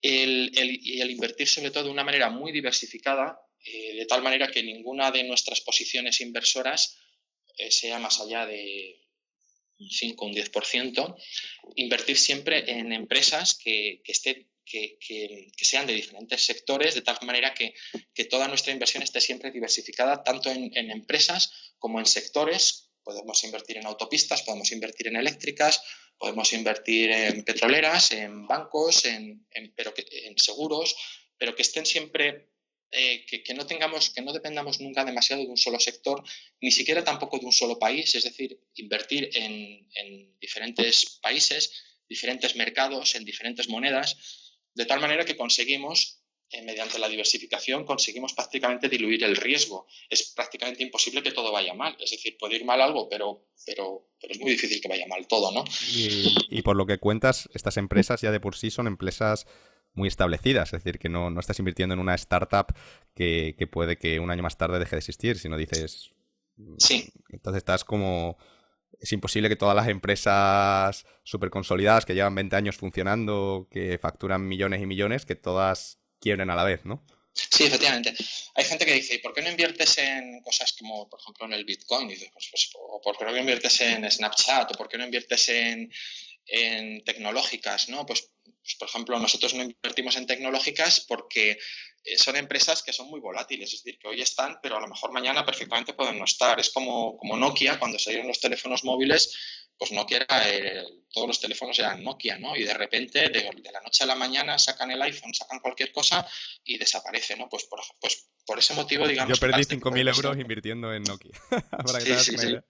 Pues ahora mucha gente, por ejemplo, invierte en Apple y Apple ahora mismo es el rey, pero es que, claro, ya es el alto. O sea, Apple lo bueno es que lo hubieras visto tú hace unos años y que tú lo hubieras detectado cuando nadie lo sabía, ¿no? Pero es que ahora mismo está muy alto. Entonces, ahora mismo a Apple perfectamente le puede pasar que saquen cualquier otro tipo de dispositivo, de yo que sé, de realidad virtual, unas lentillas que veas y que bueno, que todos los productos de Apple o sea, que de repente vaya para abajo. Quiero decir con esto que es una estrategia inversora aburrida, digamos. Aburridas. Sí, hay que invertir en empresas aburridas, ¿no? Es como un poco... Gatas, previsibles. Sí, eso es lo que hacemos.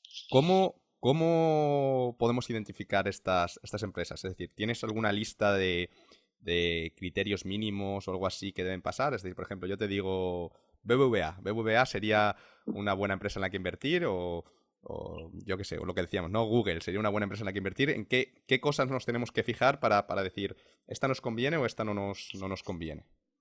Bien, tenemos el análisis financiero, que es una especie de ciencia, digamos. Es una técnica por la cual que estudia todo tipo de eventualidades en las que atraviesan las empresas. Estudia tanto sus balances como sus cuentas de resultados, como su evolución, como su casuística, su equipo directivo, el historial que tiene, la competencia. Es decir, podemos estudiar cualquier empresa en base a las cifras, en base a toda la información que disponemos de ellas y decidir cuáles son las más apropiadas o no. Lo que ocurre es que, como digo, tenemos la grandísima suerte de estar en la era de la información, que Internet nos hace que la información esté disponible para todos al instante. Y afortunadamente hay un montón de blogueros y de sitios web que nos explican, que nos dan su opinión, que analizan las empresas y que nos dan su opinión y hace que nosotros no tengamos por qué analizar cada empresa. Es decir, solamente conseguir estos blogs, con ver estos foros, lo que se habla de unas empresas y de otras, es perfectamente posible el decidir en qué empresas invertir. No es necesario que nosotros seamos analistas financieros. ¿Y hay algún blog concreto o tienes tú alguna lista en tu blog o algo así? En plan, este es un portfolio de ejemplo. Estas son la lista de las 10 mejores empresas o las 20 mejores de empresas. En plan, algo para que sea súper fácil, ¿no? Para que alguien que empieza, claro, porque muchas veces el problema cuando uno empieza es decir, no, vale, sí, lo entiendo, tiene sentido, pero a la hora de llevarlo a la práctica me da miedo y si me equivoco y esta que he elegido, voy a coger a Josan, que ya lleva tiempo con esto, y voy a invertir en lo mismo que él tiene invertido y ya está, ¿no? ¿Hay alguien que, o tú, no sé si tienes publicado tu portfolio, sí, lo yo lo puedes tengo compartir publicado. o algo así? Yo lo tengo publicado en mi libro y hay muchísimos blogueros que tienen publicado su cartera. Lo que ocurre es que es un poco arriesgado muchas veces el seguir los pasos de gente de otras personas, porque yo compré en un momento determinado cuando las ciertas acciones estaban a un precio determinado. Por ejemplo, yo compré Red Eléctrica cuando valía menos de la mitad de lo que vale ahora. Entonces, que está clarísimo que en aquel momento fue una buena decisión el comprar Red Eléctrica. Sin embargo, ahora la duda es si ahora sería una buena decisión el comprarlo, ¿no? Entonces, sí, hay muchos... O sea, mi cartera está publicada, por ejemplo, en el libro, pero bueno, no es necesario. O sea, te puedo decir sin más, así de cabeza te podría decir tranquilamente que las empresas que más habituales para este método de inversión pues pueden ser, por ejemplo, en España pues pueden ser Iberdrola, Mafre, Bolsas y Mercados, Abertis, Ebro Foods, que son las famosas, las pastas gallo, los arroz Ajá, sí. y todas estas, yo qué sé, el Banco Santander, el BBVA en cuanto a bancos, en fin, en cuanto a, por ejemplo, te puedo decir americanas, que quizás las más apropiadas, bueno, Enagas, Endesa, Red Eléctrica, y por ejemplo, pues americanas, pues podemos hablar de una Coca-Cola, de una McDonald's, de un Intel, de un IBM, de un ATT, de un Omega Health Investors, en fin, hay una serie de acciones que son las típicas de esta estrategia y están en todos los foros. Me imagino que tienen todas dividendos elevados, ¿no? Además de ser muy estables, de tener muchos años detrás, porque ATT, todas estas McDonald's llevan muchísimos años operando. Pero además de eso, imagino que todas pagan un buen dividendo, ¿no? Sí, nosotros nos fijamos mucho en la rentabilidad por dividendos, pero en realidad es más importante fijarse en la evolución del dividendo. Por ejemplo, Coca-Cola y McDonald's son unas empresas que ahora mismo deben de estar en torno al 3%, si no recuerdo mal, de rentabilidad por dividendo, que no es excesivamente alto. Mi cartera está en torno a un 5, un poco algo más de un 5 de neto de rentabilidad. Sin embargo, estas empresas, por ejemplo, pueden estar en torno a un 3% actual. ¿Pero qué es lo que ocurre? Que muchas empresas, especialmente las americanas, tienen un historial de crecimiento de dividendo brutal. Es decir, que cada año te están dando como una media a lo mejor pongamos un 15% más que la anterior. Tú si ves la evolución lo recomiendo que lo haga quien quiera interesarse en esta estrategia, que por ejemplo busque la evolución de acciones como estas, como McDonald's, como Coca-Cola, la evolución del dividendo en el tiempo. Entonces, si tú tienes una acción, pues a lo mejor te está dando una acción de Coca-Cola. Igual este año te da 40 céntimos, pero es que a lo mejor el año que viene te está dando 43 céntimos, pero es que a lo mejor el año que viene te está dando 46 o 47 céntimos, así. Va hacia arriba. La misma acción. Entonces, tú estás haciendo que aparte de la reinversión que tú estás consiguiendo, tú estás haciendo que el activo en el que tú has invertido también está haciendo una progresión geométrica con la rentabilidad que te da. Con lo cual, tal y como decimos en esta estrategia, nuestro truco es que nosotros lo que hacemos es juntar varias progresiones geométricas y multiplicarlas, en cierto modo. Nosotros, por un lado, jugamos con la progresión geométrica que supone la reinversión de lo que vamos obteniendo en nuestras inversiones, la reinversión a la hora de volver a comprar más activos, por un lado, pero es que, por otro lado, si como es el caso, conseguimos invertir en activos cuya rentabilidad va aumentando con el tiempo, esto es una nueva progresión geométrica que se multiplica con la anterior, ¿no? Con lo cual hace que el tema vaya mucho más deprisa, ¿no? Y si encima a esto le sumas por ejemplo, el tema de que tú estás aparte ayudando con una progresión aritmética, que es tu ahorro mensual, que tú todos los meses vas ahorrando 300 euros, por ejemplo, con lo cual ya estás añadiendo una progresión aritmética que está empujando también en tu camino a la independencia financiera, ¿no? Digamos que con esto lo que conseguimos es hacer que varias progresiones geométricas funcionen en nuestro favor. Lo que no... Sí, entiendo eso, ¿no? Entonces, nos interesa que, por un lado, los ingresos que nos generan cada acción aumente, y entiendo que, por otro lado, también nos interesa que el precio de la acción, es decir, que el valor del activo también aumente. Pero lo de los dividendos se ve claro que, joder, cuanto más rentabilidad te generen tus propias acciones, mejor. Pero con el tema de que la acción aumente de precio, ¿realmente eso nos importa o no? Porque no me queda claro si estas acciones las vamos a vender en algún momento o la idea es simplemente quedárnoslas, como lo que hablamos de las vacas, ¿no? Las vacas dando leche y ya está. O si en algún momento coges a la vaca y la sacrificas y te haces ahí unos filetes, ¿no? Ya. Tenemos una relación un tanto bipolar, ¿no? Con respecto a la cotización de nuestras acciones, la cotización de nuestras vacas, ¿no? Digamos que por un lado nos gusta que baje de precio, francamente, porque la idea nuestra es vivir de la leche, porque es que realmente este método de inversión se adapta fenomenal a las necesidades que luego nosotros tenemos. Yo voy viajando y voy necesitando dinero constante, entonces a mí me va de maravilla el tener unos dividendos que constantemente van cayendo y que me van permitiendo hacer los viajes, ¿no? Entonces, por un lado, puesto que nosotros siempre estamos comprando más vacas, porque incluso yo ahora que vivo de la leche, digamos que me dan mis vacas, no gasto toda la leche, es decir, aún así me sobra, siempre intento ajustarme a un poquito menos de lo que son mis ingresos para que así parte de esa leche ahorrarla y comprar más vacas, es decir, que nunca dejas de crecer y así cada vez tengo más rentas tanto para gastar como para seguir creando más rentas. Invirtiendo, ¿no? Entonces que esto es una bola que va que la bola siga creciendo. Entonces tenemos una actitud bipolar, ¿no? Por un lado nos alegramos de cuando bajan las acciones, nos alegramos porque son oportunidades estupendas de comprar más barato, pero por otro lado también nos alegramos cuando suben de precio porque decimos, joder, mira mis vacas, qué frondosas están, qué gorditas. Qué hermosas están ahí, rollizas. Y en cuanto al tema de vender las vacas, ahí hay un poco de controversia. Hay quien dice que, hombre, sobre todo si no tienes hijos, pues vamos a ver, al final, ¿por qué no? Porque conforme ya vas haciéndote mayor, ¿por qué no puedes ir de vez en cuando sacrificando alguna vaca? Y sí, es un tema un tanto controvertido, hay un poco de discrepancia, hay quien opina que no. Hombre, desde luego los que tienen hijos casi todos dicen, no, esto es para mis hijos, para cuando tal, con lo cual no hay discusión, ¿no? Los que no tenemos hijos, pues sí que se admite la controversia de si de vez en cuando matar una vaca conforme nos vayamos haciendo mayores, pues también es otra posibilidad, sí. Pues puede merecer la pena. Sí, sí. Vale.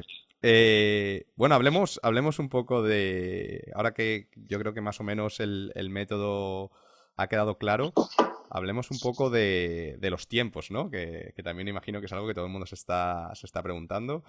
Vale, yo me pongo a invertir y ¿cómo de rápido funciona esto? Normalmente, ¿cuáles son los cálculos, cuáles son los números para saber yo, más o menos, tener una predicción de a qué edad me voy a poder dejar el trabajo y vivir de mis rentas? Más o menos, ¿cuánto se tarda?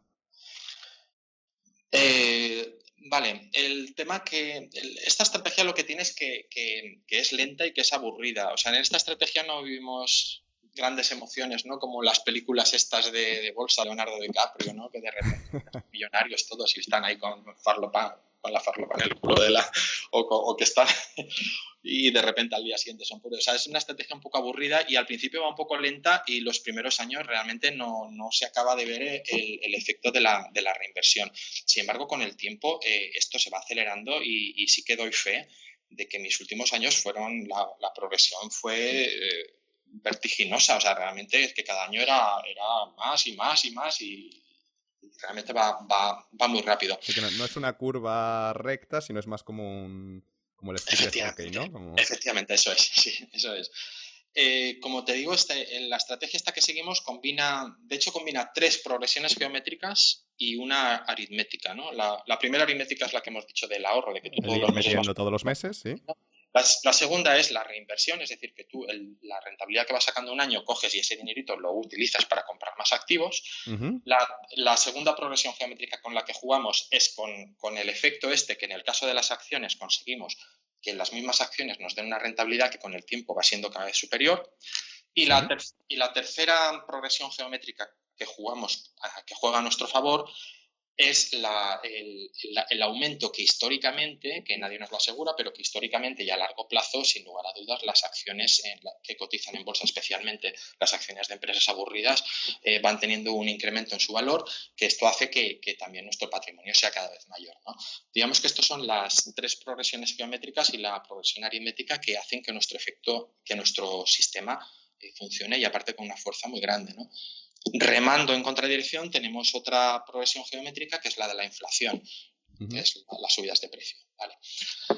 Lo que sí que te puedo decir es que, bueno, que en el libro tengo muchos ejemplos y, por ejemplo, te puedo decir que para una persona que pudiera ahorrar 250 euros al mes, pues que si lo fuera reinvirtiendo y con unas condiciones que son aproximadamente las que o menores de las que se han dado en la realidad, pues que esta persona con 250 euros al mes a los 20 años conseguiría tener unas rentas mensuales vitalicias, digamos, de 803 euros, ¿no? Y a los 25 años de 1.388 euros. Y lo mismo, una persona que ahorrase 500 euros cada mes, a los 20 años tendría unas rentas que serían de unos 1.576 euros mensuales y a los 25 años de 2.728 euros mensuales. Me imagino, sí, que si puedes ahorrar 1.000 euros, pues va más rápido. Claro. Y ahí se ve bastante diferencia entre el año 20 y el año 25, como que hay mucha diferencia que entre el año 15 y el año 20, ¿no? Que a partir de ahí hay un momento en el que despega, ¿no? Y aparte de eso, fíjate que lo que es muy relevante aquí es que lo más importante es empezar pronto. Es decir, hazte la cuenta que es mucho más importante el empezar pronto que el ahorrar mucho dinero. Y se ve claramente en estas simulaciones que se hacen, que están al alcance de todos. Y que, bueno, hay un montón de blogueros. Sí. Imagino que tendrás algún Excel que quizá luego nos puedas compartir y yo lo subo al blog para que la gente lo pueda descargar. En mi libro hay y en muchos blogs tienen unas Excels que son similares, sí. Y todas dan unos resultados muy similares a este, sí. Siempre que hablamos de estas cosas, ¿no? De predicciones, de tema de la bolsa, tenemos que hacer una serie de suposiciones, ¿no? Pues en este caso estamos suponiendo, imagino que en el Excel se hace una serie de suposiciones, que los dividendos crecen un X%, que la rentabilidad se mantiene, que la economía no explota, todo este tipo de cosas, ¿no? Me gustaría saber, para estos tiempos que nos has comentado de 250 euros, que eran como a los 25 años ya tienes unas rentas de 1.388. De 1.300, o invirtiendo 500, que a los 20 años ya tienes 1.200 o algo así. 1.576, sí. 1.500. ¿Qué suposiciones estás haciendo a la hora de calcular eso? ¿En qué se basan esas suposiciones?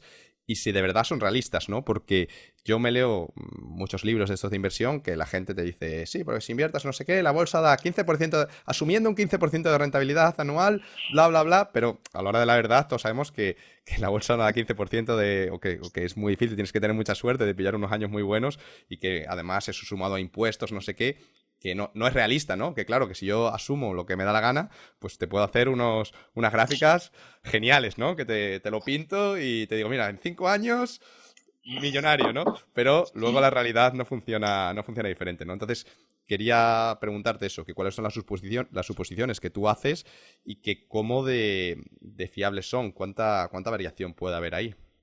En este caso, yo las posiciones que he cogido, los parámetros que he cogido ha sido una rentabilidad por dividendo del 5%. Si tú buscas ahora mismo, pues el IBEX 35 creo que da una rentabilidad del 4 y pico, pero también es cierto que cuando te centras en acciones que son para vivir del dividendo, buscas las que dan una rentabilidad un poco mayor. Mi cartera, sin ir más lejos, sí que da una rentabilidad mayor, neta, de un poquito más del 5%, ¿no? En cuanto al parámetro del incremento del dividendo, el utilizado es de un 5%, cuando realmente en España de los últimos 30 años sería aproximadamente del 10%, ¿no? De esto hay algunos estudios que ha hecho Bolsas y Mercados que aproximadamente dicen que el incremento de dividendo ha sido en torno al 10% también, ¿no? El americano, el de las empresas de los aristócratas del dividendo, que son un grupo de empresas que son las principales empresas, que son las que más cuidan al accionista, sí que tienen una media de incrementos al accionista perfectamente del 15%, ¿no? Bueno, en este caso el parámetro que selecciona ha sido el 5% de aumento de dividendo, ¿no? El aumento de cotización en realidad no tiene relevancia en las simulaciones que hemos hecho. No tiene relevancia porque realmente da igual a lo que coticen las acciones. Lo que estamos hablando es de la leche que nos dan las vacas, no estamos hablando de cuánto. De lo gorditas o lo flaquitas que estén. Sí, no obstante, yo en la tabla que utilizo sí que utilizo también un 5%, que es claramente inferior a lo que es la media, pero bueno, efectos informativos para saber cuál sería el volumen de la cartera, ¿no? Y en cuanto a la inflación, que también uso en esta simulación, es del 2%, que viene a ser aproximadamente la real. Entonces, por lo que cuentas, son suposiciones conservadoras, ¿no? Sí. Que incluso, que incluso te puede ir mejor, que te podría llegar a ir mejor que estas estimaciones. A lo mejor Sí, pues sí, suben sí. más los dividendos y vas más rápido. En vez Sí, de tener que esperar 20 años, esperas 15, no sé. ¿Cuánto tardaste tú exactamente? Mira, yo tardé 20 años, pero digamos que los 2 primeros años que trabajaba en trabajos de estos que aparte me lo gastaba todo como si luego me iba al paro, o sea, yo realmente tardé 18 años. También te digo que de los 18 años podría haber llegado bastante antes si hubiera conocido el mapa del territorio, si hubiera tenido claro la información que ahora está disponible en Internet, de todos los libros que hay, todos los blogs. Sin lugar a dudas hubiera conseguido la independencia financiera antes. Pero bueno, yo en mi caso tardé 18 años. Eso sí, únicamente a raíz de mi sueldo, sin que nadie me diera nunca nada. Nunca he recibido ningún dinero de nadie. Y 18 años son bastantes años, ¿no? O, bueno, 20 años, como hablábamos antes, para llegar a una renta de 1.000 euros mensuales, que está genial, porque es dinero gratis, entre comillas, pero son 20 años, a lo mejor sacrificándote, trabajando, ahorrando, haciendo un esfuerzo para, al final, conseguir este objetivo, ¿no? Es decir, como sacrificando a lo mejor tu presente para esa promesa de ser libre más tarde, ¿no? Entonces, ¿hasta qué punto merece esto la pena, ¿no? Porque es una pregunta que me he hecho también muchas veces, ¿no? Con esto de la libertad financiera, decir, pues realmente te merece la pena a lo mejor estar 10, 15 años en un trabajo que no te gusta, intentando ahorrar todo lo posible, a lo mejor sacrificando cosas para conseguir este objetivo. ¿Merece la pena o no? ¿Cuál es tu opinión Wow. al respecto sobre el sacrificio que requiere este proceso? Sin lugar a dudas merece la pena, eso no cabe duda. Y contra menos te guste tu trabajo, más motivo tienes para que merezca la pena. Porque si aún me dijeras que te gusta mucho tu trabajo, pues bueno, más o menos te puede dar igual, ¿no? Pero si no te gusta ya ni te cuento, ¿no? Desde luego merece la pena. Para mí fue el mayor chute de mi vida, ¿no? Y la cantidad de cosas que me está permitiendo hacer la libertad financiera es que eso no tiene precio, sin lugar a dudas, ¿no? Yo bromeo, algunas charlas que estoy dando recientemente, bromeo hablando del lonchafinismo, ¿no? Que digo que es una escuela de inversión, ¿no? Que proviene de los griegos y tal, ¿no? Y que sostiene la teoría, el lonchafinismo, de que si las rodajas del chope las haces más finitas, que te da para más bocadillos, ¿no? Entonces yo bromeo con esta escuela diciendo que, bueno, que nosotros no somos lonchafinistas, es decir, que no es necesario realmente el amargarse, ni el ser infeliz, ni el perder calidad de vida en absoluto por establecerte un plan de ahorro que te permita alcanzar la independencia financiera, ¿no? Que hay que disfrutar tanto la parte de la parte de la hormiga en la que estás trabajando para generarte los ingresos como la parte de la cigarra en la cual estás viviendo de las rentas, ¿no? Que, que el ahorrar, lejos de quitarnos satisfacciones, el ser capaces de hacernos un plan que nos permita la independencia financiera, lejos de quitarnos satisfacciones nos las da, ¿no? En cuanto que por un lado nos da una sensación de control tremenda, una seguridad en nosotros mismos. Yo no sé cómo la gente puede vivir en la cuenta con poquísimo dinero dependiendo de una nómina y que cualquier imprevisto que le ocurra, o sea, te da una seguridad tremenda el tener un colchón, ¿no? Por un lado, ¿no? Y bueno, y por otro lado, lo que digo, que el gastar más dinero realmente tampoco te da más no se le saca, a partir de cierto nivel tampoco le sacas más utilidad ni mucho menos felicidad. Es decir, a partir de cierto nivel el gasto es cada vez más tonto. Por ejemplo, no sé, es un vino, pues un vino de 1 euro o un vino de 2 euros hay una diferencia, sí, pero de un vino de 2 a uno de 10 hay otra diferencia, ¿no? Pero de un vino de 10 a uno de 100 hay tanta diferencia, ¿no? Como para valer 90 euros. O sea, que realmente, digamos que la satisfacción, la utilidad que se le va sacando a cada euro es cada vez menor, ¿no? Entonces, y por contra, el tener un plan de ahorro y un plan en el cual vas reinvirtiendo y que algún día te permitirá vivir de él, pues te da una satisfacción y te da una seguridad en ti mismo que hace que la vida sea mucho más merezca la pena. Sí, yo a veces pienso que como el Fausto este de Goethe, ¿no? Que vendió su juventud, no, vendió su alma al diablo, ¿no? Por la eterna juventud. Yo a veces pienso que hizo lo contrario, ¿no? Que le vendí mi juventud al diablo a cambio de dinero para poder vivir el resto, ¿no? Sí. Y sí que es cierto que yo sí que tengo la sensación de haber perdido, en fin, algunos cuantos años que no estuve haciendo lo que yo quería, pero sin lugar a dudas mereció la pena el plan para poder ser libre después. Os lo recomiendo, sí. Me parece interesante lo que comentas, ¿no? De no ver ese ahorro como un sacrificio, ¿no? Sino de decir, vale, voy a ahorrar, pero eso no impide que disfrute de mi vida, ¿no? Porque creo que es un punto de vista importante, ¿no? A lo mejor no obsesionarte con ahorrar todo y luego no poder salirte a tomar unas cervezas porque lo estás ahorrando todo para la libertad financiera, sino, sí, voy a disfrutar con cabeza, pero yo también he llegado a esa conclusión y a mí sí que me gusta ir a restaurantes caros. A lo mejor he ido a restaurantes que me ha estado 300 euros en una noche y, y es totalmente cierto, que al final siempre llego a la conclusión de que uno puede ver muy bien y sacar mucha satisfacción con cosas muy baratas, que realmente las mejores cosas son darte un paseo, el quedar con unos amigos a tomar unas cervezas, no te cuesta nada, es súper barato y realmente lo otro, pues bueno, te puede gustar más o menos, pero no es esencial para ser feliz, ¿no? Entonces se puede ahorrar y te va a dar más felicidad el tener ese colchón económico, esa tranquilidad. Es decir, si algo sale mal, tengo aquí estos 500 euros que me entran todos los meses, podría vender las acciones y sacar ese dinero si pasase algo grave. Eso te va a dar más felicidad, más tranquilidad, menos estrés que el llevar un tren de vida de cosas de lujo, de gastar el doble en cosas que ya de por sí, que no va a haber mucha diferencia, ¿no? Como comentas lo del vino. Entonces me ha parecido muy, muy acertada esa reflexión, porque yo también es como lo veo, ¿no? Que para mí el ahorrar nunca ha sido un esfuerzo, simplemente pues era dinero que no tenía nada interesante en qué gastarlo, pues lo ahorraba, ¿no? Que está genial y que luego, gracias a tener esos ahorros, he podido hacer cosas luego como el dejar el trabajo. Si a lo mejor no hubiese tenido ahorros, no me hubiese atrevido, ¿no? Claro. Es importante. Sí, sí. Otra pregunta, voy a ir un poco como a pillarte con las objeciones que puede tener la gente que nos está escuchando, ¿no? En plan, como a ser puñetero.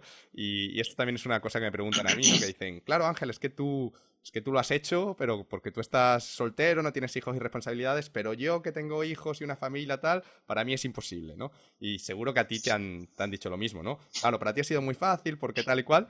Y bueno, tú que conoces más gente, que imagino que que muchos de ellos sí que tendrán hijos y demás, te quería preguntar si esto es cierto, si estás de acuerdo en que es imposible, si tienes una familia, que es demasiado arriesgado, que al final tienes que pagar la comida de los niños y demás, o si también es posible con una familia con hijos, una pareja casada con varios hijos, el alcanzar la libertad financiera, si tiene sentido para una familia. Bueno, sentido claro que tiene, sí, desde luego que sí. Ojo, porque a mí me dicen eso y yo le digo, es que a lo mejor es posible que yo me gaste más en viajes que tú en pañales, porque realmente yo hoy por hoy me gasto, vamos, me gasto mucho dinero en viajes, o sea que tampoco, si me es un poco relativo, ¿no? Y solo tienes un sueldo. Sí, eso Bueno, tengo solo sueldos, tenías un sueldo. efectivamente. Sí que es cierto que las circunstancias de cada cual son diferentes, ¿no? Y que cuando tienes una familia claro, obviamente te cambia el chip, sobre todo cuando tienes niños, ¿no? Digamos que la prioridad tuya es la de guardar la ropa y la de que no, la de la seguridad para ti cobra una importancia muy grande, ¿no? Cuando tienes familia. Y digamos que lo que quieres es arriesgar únicamente la parte de la que puedes prescindir. Ocurre una cosa con esto también, es que hay gente que digamos que no caen en las trampas del ahorro cuando no cae para sí mismos, cuando en el momento tiene hijos ya es incapaz de evitarlas. Por ejemplo, que hay gente que digamos que es capaz de ser austera o de no derrochar para sí mismos, pero con sus hijos es que no quiere perder, no quiere desestimar no quiere evitarles nada a sus hijos. Entonces a lo mejor pues empiezan a gastar, empiezan a meterles en un colegio bilingüe, tengo muchos amigos que meten a los niños a colegios que pagan animaladas, que igual están pagando 800.000 euros por cada niño cada mes. Entonces, claro, si realmente caes ahí en la carrera de la rata esa, digamos, de hacer que tus gastos ocupen todos tus ingresos, está claro que entonces es que ya sí que es un problema para hacer un plan que te lleve a la independencia financiera, ¿no?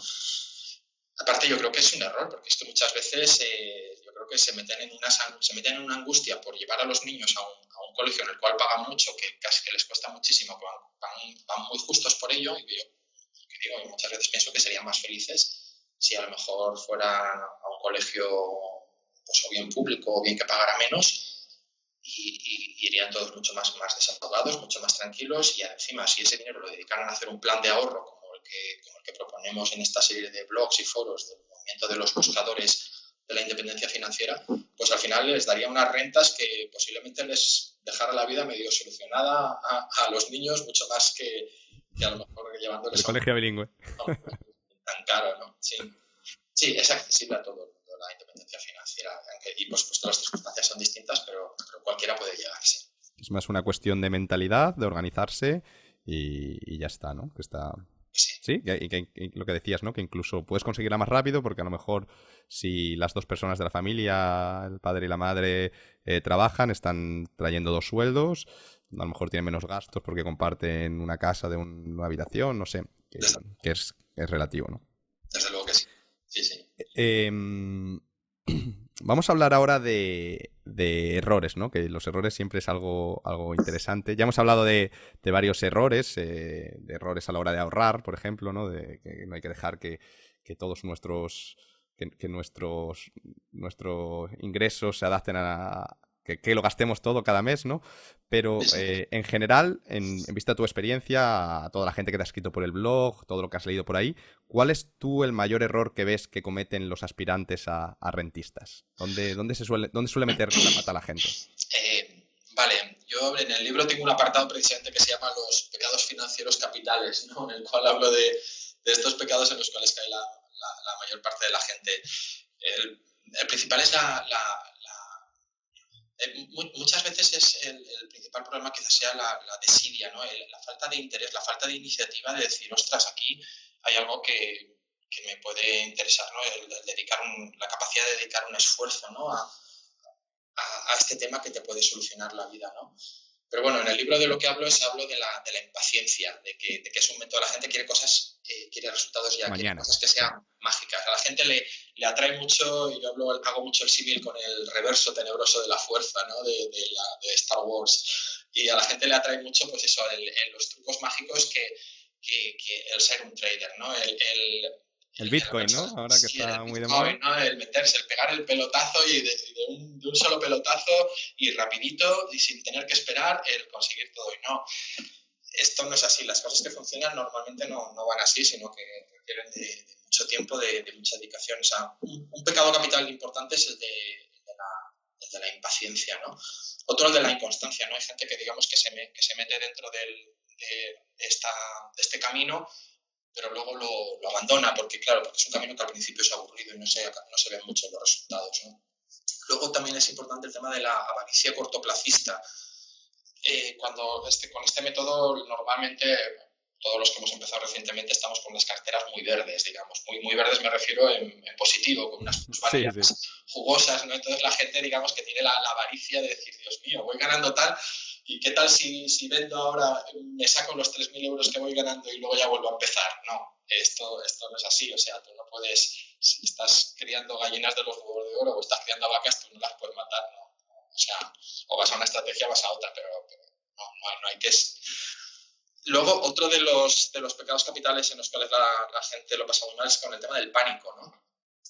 Cuando viene una crisis, que ahora es fácil porque llevamos unos años buenos, que va todo hacia arriba, todo es verde, todo es bonito, todo crece. Ahora es cuando el ciclo de los pollos, hay como un ciclo de los pollos de la gente que se mete en bolsa, ¿no? Y la gente se mete en bolsa justo ahora, a partir de ahora es cuando se empieza a meter en bolsa, ¿no? Que empieza a decir, está subiendo, y la gente empieza a meterse ahora en el Bitcoin, por ejemplo, ¿no? Que se mete ya cuando ya está arriba, ¿no? Entonces, sí, van a venir crisis, o sea, durante toda la historia ha habido crisis periódicamente, nadie es capaz de prever cuándo van a venir, pero cuando vienen, pues es el fin del mundo y de repente el espíritu de los medios de comunicación y la sensación que se percibe es la de repente que pasamos de la euforia pasamos al pánico, ¿no? Al pánico, a la gente que vende, a la crisis absoluta, y que la gente de repente vea que va perdiendo dinero, que venda y que venda con pérdidas, ¿no? Ese es otro de los pecados capitales en los cuales se puede caer. Digamos que hay que tener los nervios muy templados, tener fe en el sistema, ver un poco la historia, no dejarse llevar un poco por las noticias del día a día, sino tener un poco la perspectiva y haber invertido en uno mismo para ver cómo ha funcionado cómo ha funcionado el tema de los ciclos, ¿no? A lo largo de toda la historia. Yo con el tema de la impaciencia me siento identificado porque ese fue también de mis primeros errores que cometí, ¿no? Empecé en esto de la bolsa, invertí en una empresa tecnológica porque yo, que soy muy listo, pensaba que esto iba a subir, subió, entonces ya me vine arriba y dije, joder, esto es mejor que el casino. Entonces metí dinero en Nokia y petó y perdí el 50%. Y fue como una bofetada de decir, a ver, ¿qué te has creído? Que igual que ganas... El reverso tenebroso de la fuerza te tentó, ¿eh? Sí, luego ya cambié, también me hice inversor aburrido de cada 15 días yo ingreso, todo automático para que no lo tenga que ver, para que no tenga que ver si sube, si baja, no sé si está en rojo, si está en verde, una vez al año, una vez cada 6 meses lo reviso y ya está. De todas maneras, intuyo por la estrategia que hemos hablado, que a lo mejor es una estrategia que no se ve tan afectada por una crisis económica. Es decir, mientras que la crisis no afecte al volumen de los dividendos, como el que tus acciones estén en rojo o en verde, da igual. Mientras sigan pagando dividendos, imagino que te da igual, te sigue llegando el dinero al banco, tú cada 3 meses, cada trimestre te entran los dividendos de ese trimestre. Efectivamente, es que te da igual. O sea, realmente lo que nos importa es que nuestras vacas sigan dando leche y que a ser posible que den cada año más leche. Es lo que nos importa y realmente las crisis afectan muchísimo a la cotización de las vacas, al precio de las vacas, pero no tanto a los dividendos a menudo. En ocasiones sí, pero no tanto afecta a los dividendos, ¿no? Tú, por ejemplo, que pasaste la crisis gorda de 2008 y todo esto, sí. ¿Cómo afectó esa crisis a tu cartera? ¿Los dividendos se hundieron o más o menos se mantuvieron estables o qué pasó? Sí que hubo algunas empresas que bajaron lo que es el dividendo que daban, ¿no? Pero fue un bache que luego lo cierto es que luego lo retomaron, ¿no? Con lo cual fue un tema que se se superó, que no fue. Es que otro de los problemas que nosotros que se puede tener a la hora de hacer esta estrategia también es el caer en, ¿cómo decir?, en los cantos de sirena, ¿no? Hay gente que promete que hay estrategias que te permiten ganar mucho dinero siendo un trader, ¿no? O sea, comprando y vendiendo acciones rápidamente, ¿no? Entonces esto es otro de los problemas en los que podemos caer, ¿no? En pensar que somos capaces, que hay algún tipo de estrategia que nos permite ganar dinero de una manera sostenida dentro de lo que es el caos de las cotizaciones, comprando y vendiendo, localizando exactamente qué empresa es la que a lo mejor va a pegar la subida. Y bueno, realmente, en mi opinión, es absolutamente imposible predecir las oscilaciones de las cotizaciones. Para mí en el caos no hay error, porque en el caos no hay regla, ¿no? Donde no hay regla no puede haber error. Y la gente que dice que ellos conocen de qué manera es posible, qué truco se puede seguir para poder encontrar las empresas en las que invertir y ganar a corto plazo, ir pegando pelotazos de los cuales se puedan vivir, pues eso tampoco, eso es, en mi opinión, es completamente imposible, ¿no? El que ocurra. Las gráficas estas, ¿no? Ahí Sí.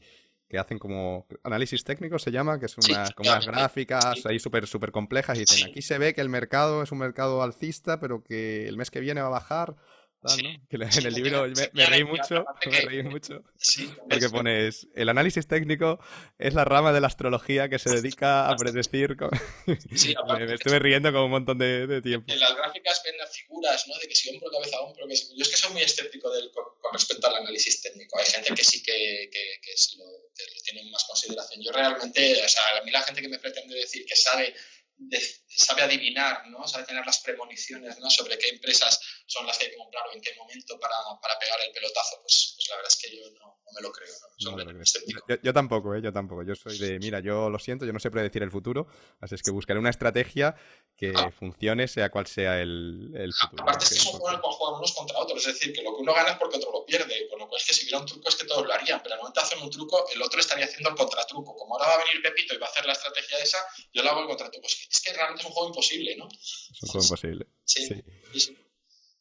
Una cosa que has mencionado mucho en esta conversación es la importancia de formarse, ¿no? De leer, de tener esa curiosidad, que yo también es una cualidad que siempre he tenido, pero que la veo fundamental, ¿no? Ganas de aprender, ganas de descubrir, de probar, de tal. Y quería preguntarte, para alguien que nos está escuchando y que le ha parecido interesante y que quiere empezar a formarse en este tema, ¿cuáles son los 3 libros y los 3 blogs? Imagino que habrá muchos más, ¿no? Luego me puedes pasar la lista, me pones en un compromiso y aparte es que poner la raya en 3 es como injusto, ¿no? O sea, es que Bueno, di varios y yo los pongo en la lista debajo de soy esta capaz de decir entrevista. tres, pero bueno, por ejemplo, a mí me gustaron mucho los libros de Gregorio Hernández, por ejemplo. El blog de Cazadividendos me gusta mucho, tiene un foro que aparte es muy activo, que está muy bien. Yo me hice mucho con el blog de Inversor Bolsa, que tengo mucha estima porque llevo ahí mucho tiempo. Me ha gustado mucho el de Don Dividendo, lo que pasa es que es un blog que ya no actualiza, hace ya bastante tiempo que no actualiza.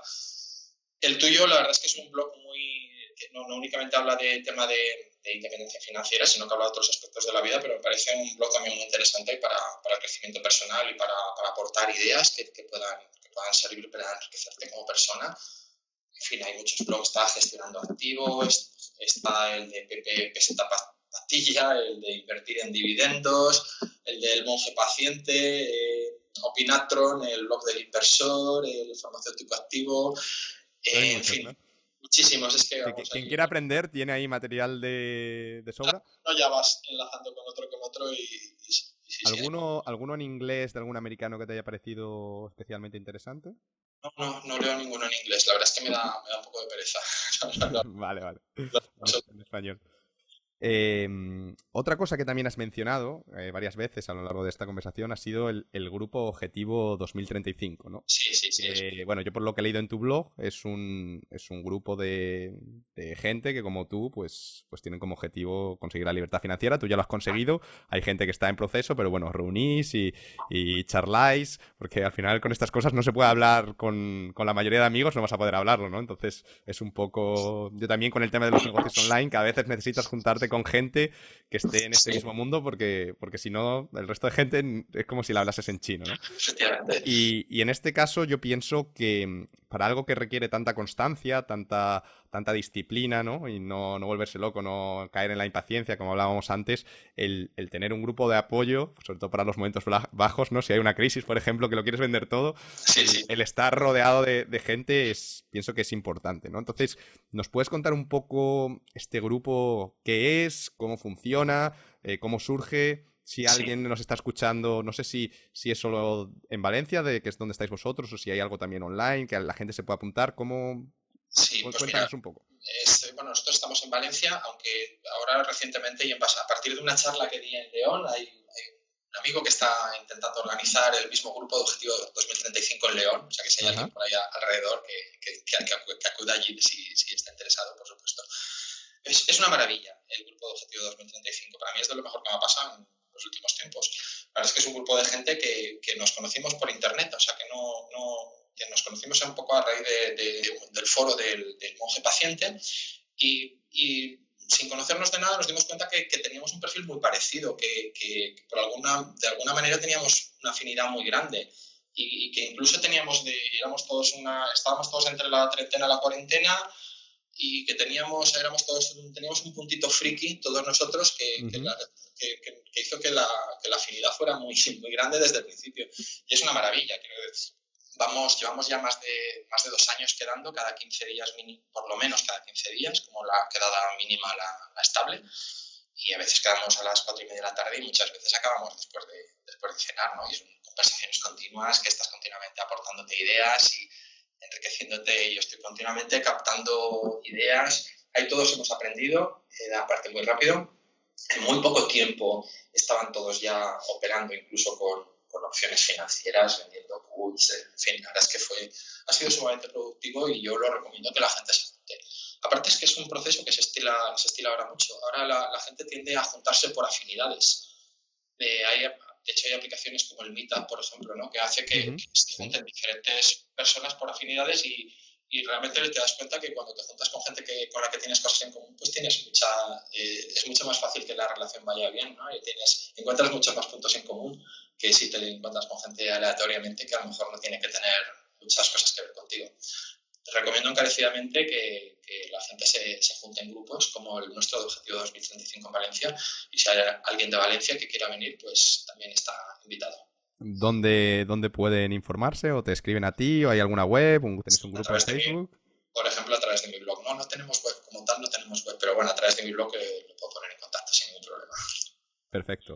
Y bueno, ya para terminar, ¿qué planes tienes para los próximos meses? Ahora estás en Valencia, ¿no? Imagino con la familia y demás, unos días, pero hace poco viniste de Asia, me acuerdo que no pudimos grabar porque estabas por ahí perdido. Y ahora ¿qué tienes en mente? Bueno, estamos ahí cocinando posibilidades, estamos viendo posibilidades por Sudamérica, que la verdad es que nos apetece, estamos viendo también posibilidades de cruceros. Y bueno, yo para esta primavera sí que tengo el proyecto de hacer mucho Camino de Santiago, porque tengo la idea, esto que te digo, ¿no? Que tienes que estar continuamente haciéndote proyectos y buscándote ilusiones, ¿no? Pues ahora tengo la idea de escribir una novela y como estará ambientada en el Camino de Santiago y pues, también tengo la idea de escribirla mientras camino el Camino de Santiago, ¿no? En fin, muchos proyectos, pero ahora mismo todavía no tengo claro cuál será el próximo paso. De momento te quedas unas semanas por aquí, unos meses y luego ya iremos viendo. Y luego ya veremos. Y bueno, ya para cerrar, que también lo hemos mencionado mucho durante esta conversación, ha sido tu libro, ¿no? Es el libro que se llama Cómo hacerse rentista. Yo me lo he leído. Me pareció muy interesante. También me gusta tu sentido del humor. Hay partes que me reía mucho, como la del análisis técnico, que me encantó la descripción. Y bueno, ¿nos puedes contar un poco este libro, por qué lo escribes, qué cuentas en el libro y sobre todo dónde, para quien esté interesado, que diga, joder, me ha encantado lo que ha contado Josan, quiero más, ¿dónde me compro el libro? El libro surgió de darme yo cuenta que casi nadie en mi entorno realmente había entendido lo que había hecho, ni había entendido de qué vivía, ni, o sea, se pensaba que era una locura. Incluso gente que me decía que sí, luego me venía por otro lado, me llegaba que decían, esta china locura y tal. Entonces me di cuenta que de alguna manera, como no lo había entendido, que tenía que explicarlo bien. Y fue por ello que hice una entrada en mi blog muy extensa, y bueno, mi blog no tiene muy poca audiencia, y sin embargo esa entrada en concreto pues tuvo muchísima audiencia, mucho éxito. A raíz de esa entrada hizo que mucha gente me escribiera, me preguntase, me felicitase.